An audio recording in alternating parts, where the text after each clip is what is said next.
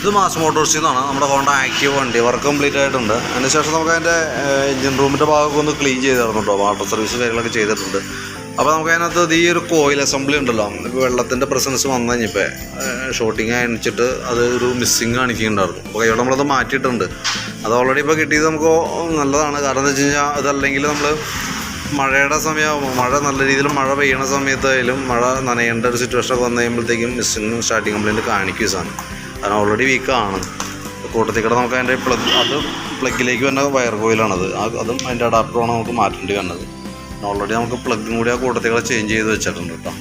പിന്നെ അത്യാവശ്യം നമുക്ക് അതിൻ്റെ ഉള്ളിലൊക്കെ നല്ല രീതിയിൽ ചെളി ഉണ്ടായിരുന്നു. അതൊക്കെ ക്ലീൻ ചെയ്ത് റെഡിയാക്കിയിട്ടുണ്ട്. പിന്നെ 1-2 സ്ഥലത്ത് തുരുമ്പ് കാര്യങ്ങളൊക്കെ ഉണ്ട്. അപ്പോൾ അതൊക്കെ ഒന്ന് പെയിൻറ്റ് ടച്ച് ചെയ്യാനുണ്ട്. ബാറ്ററി ഒക്കെ ഒന്ന് അഴിച്ച് ചാർജിലേക്ക് ഇട്ടാൽ കണ്ടോ. അപ്പോൾ ഈ ബാറ്ററിയുടെ സൈഡായാലും ഈ സൈഡൊക്കെ അത്യാവശ്യം നല്ല രീതിയിൽ ചെളിയൊക്കെ ആയിരുന്നു. അപ്പോൾ ബാറ്ററിയും ചാർജിലേക്ക് ഇട്ടുണ്ട്. അപ്പോൾ അതിന് ശേഷം നമുക്കത് ഒന്ന് റീസെറ്റ് ചെയ്തേക്കാം. പിന്നെ അത്യാവശ്യം ഈ ഭാഗത്തേക്കാണ് നമുക്ക് അതിൻ്റെ തുരുമ്പിൻ്റേതായിട്ടുള്ള പ്രശ്നമുണ്ട്. ഇവിടെ ഈ സൈഡിലുണ്ട്, അതേപോലെ ഈ ഫുഡ് റെസ്റ്റിൻ്റെ സൈഡൊക്കെയുണ്ട്, ഇവിടെയൊക്കെ ഉണ്ട്. അതൊക്കെ ഒന്ന് പെയിൻറ്റ് ടച്ച് ചെയ്തിട്ടേ. വർക്ക് എന്തെങ്കിലും കംപ്ലീറ്റ് ആയിട്ടുണ്ട്. ഇനിയിപ്പോൾ ബോഡി ഒന്ന് സെറ്റ് ചെയ്യാനുള്ളൂ. ബില്ലായി കഴിയുമ്പോഴത്തേക്കും കോൺടാക്ട് ചെയ്തോളൂ കേട്ടോ.